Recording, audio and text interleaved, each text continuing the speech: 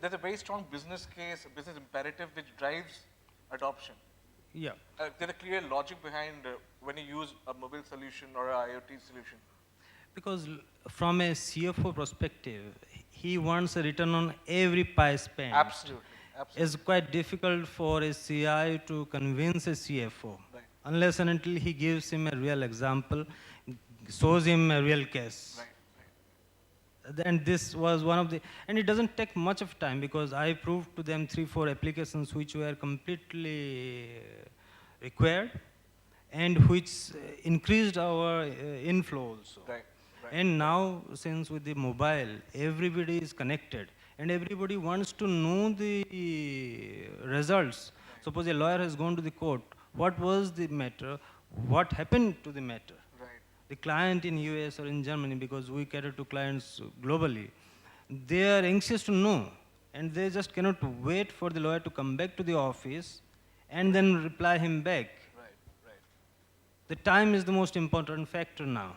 So how we can leverage on it using these technologies is something which everybody should look into and think about it. The faster one looks into, adopts new technologies to bring a benefit to their business is something in today's. Thanks, Shubha. My next question is both Vincent as well as Pulkit. See, you people are in the very competitive space, right? So you have a unique app, and so do you, right? However, technology is at the back end, and the more solid your back end infrastructure is, the better the app produces, right? So for instance, I just read an article somewhere today in the morning that housing.com has got a loan of close to around 570 crores from SoftBank, right? From in a space which is already heavily commercialized. You have 99 acres, magic bricks, so on and so forth, common floors. So, however, housing.com has managed to break through the clutter, managed to get the funding as was required, because of solid foundation of technology that they had, right? For companies such as yours, who are heavily dependent on reaching out to the consumer, right? How critical is it for you to choose the right technology partner as far as social mobility and IoT is concerned? Probably starting with you and then take Vince's opinion. Okay, so I'll like to first put this from the customer side, please, instead of just the business side. Please. So when we launched as a app, it was not just about technology. It was about solving pain points, right? So when we were just talking about how smartphones came in, how apps like WhatsApp came in, how they got valued at so high valuations. But one thing that we missed out, and probably Sharad covered just now, was the one factor that gets them going. So one thing that gets them going is data. So if you have a smartphone, you bought your smartphone, you have the apps installed.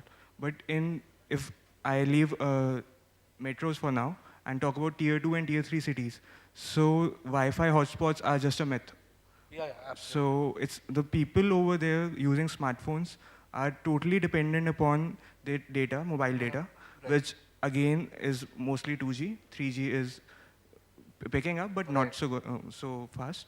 So what if you could free that data to make the smartphone totally free? It's like you buy a bike and you get the petrol free. You'll always drive it. So that's what we worked upon. That's what we thought into. Apart from the technology, it was the customer end as to how we can provide users with data, and so that they can use apps like ours, WhatsApp for free messaging, Viber for free calling, and all other apps that exist in this universe, which is itself a very competitive space, as you just mentioned. Absolutely. So that the tie-ups, as you mentioned, so we have tied up with Paytm and other providers for subsidizing these costs. And it's about looking 2 years forward. So right now, it may be that, okay, so recharge vouchers can work, but going forward, what if you can directly substantiate the users with the data that the app uses? So like Sharad just talked about a URL. Say if I have a Paytm app or any e-commerce app, and you can market it to the user saying that this app is totally free for you. Whatever data it uses on your phone, you get reimbursed. So that kind of thing, Kind of incentivizes for you to use that. instant gratification, Right. plus totally, it's like there's nothing to lose for the user. Sure. So that's how I like to put it. So if you are partnering on the technology end, it has to be forward-looking and not just immediate future, but maybe 2 years or 3 years down the line. Somewhere when you talk about technology, you always have this customer in focus. Customer is Yeah, right exactly. up there. Exactly. It's like B2B is totally different ballgame. And when it comes to customers, especially like our target customers of tier 2 and tier 3 cities, Right. they have a unique set of problems that we might be knowing or we might not be able to imagine as well. So you Sure. need to go to the ground, you need to interact, and you need to know what will actually help them interact with your technology, adapt to your technology. Right, right, right. Thanks. Vincent, your take on this? Okay, so I guess, yeah, building off what Lokev was talking about, we really focus on our customer pain points. We really want to get to know our customers, and we built a product in the shoes of the customer. I mean, we can't compete against a lot of the bigger review networks based on technology alone, so we had to be innovative in our approach to that Right. space and in the way that we were attacking the problems. I mean, so where we, I mean, put our partnerships with technology, that's all stems from giving the customer the value that they need.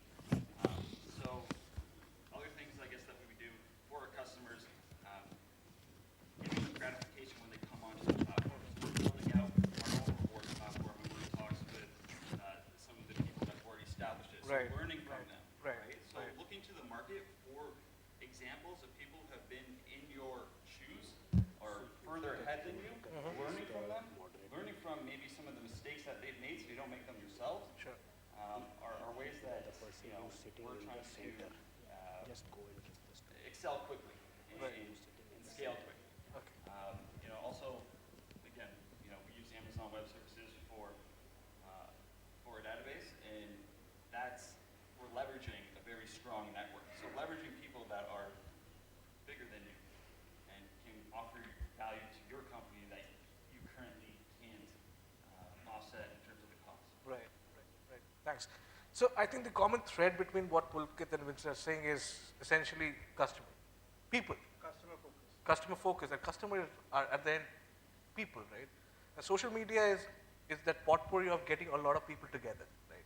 So when we think of social media, probably Twitter, LinkedIn, Facebook are the first three names that pop into your mind. And there was always a very strong C2C connect.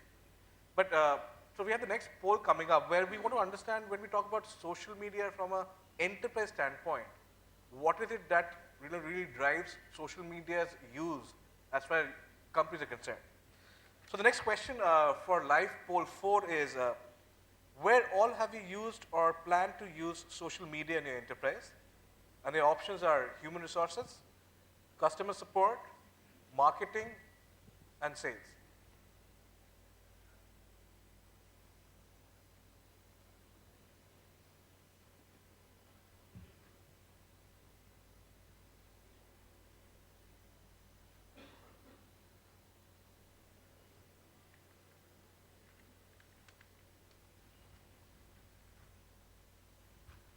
I think it's coming up. Yes. Pretty evenly distributed actually. But yeah, marketing does have an edge over the sales. There's always a constant fight between sales and marketing. Every company, every industry, I guess. Support and human resources. Marketing seems to take the lead in this one at least. So I'll probably take your opinion, post these polls, because that's where the interesting engagement happens. You've been doing a lot of customer facing yourself. You've had a lot of deployments made. So what we've seen is traditionally, even earlier there was a time when we spoke about technology, we used to speak only to the CIO community. But we see, as we can clearly see here, a lot of impetus coming from the businesses themselves. So I think this is, in a way, also clearly shows how things are moving as far as technology adoption is concerned. Your take on this? The numbers are in front of you. I think what the numbers here say is, just trying to take a minute to, um, yeah, I think people will think of social media as a marketer's tool, as a sales tool, but given where we are arriving to, both as a country and as telecommunications or you as service providers, I think you must take the view that the longest running horse will be the one that wins the customer experience battle. As a result, I think the customer support engagement could come a little higher or should come a little higher Okay. in your priority too. Because word of mouth and viral spread is just so valuable. It is just so valuable today that you should not ignore that. So I find it That's an sitting a interesting little take. lower at 14% as a general opinion of the group than where it should be. But yeah, clearly reaching your message out through the social media, getting people to share their views and opinions. Hardly anything gets bought today by a fancy-heeled person who's not first, whether it's cars that cost 35 lakhs, that is 80,000 USD, or it is a small little USB drive. Chances are that the person's taken a look at the online research before buying something. So yeah, I think both for marketing and sales it's important, but my basic comment would be, and when we did something like this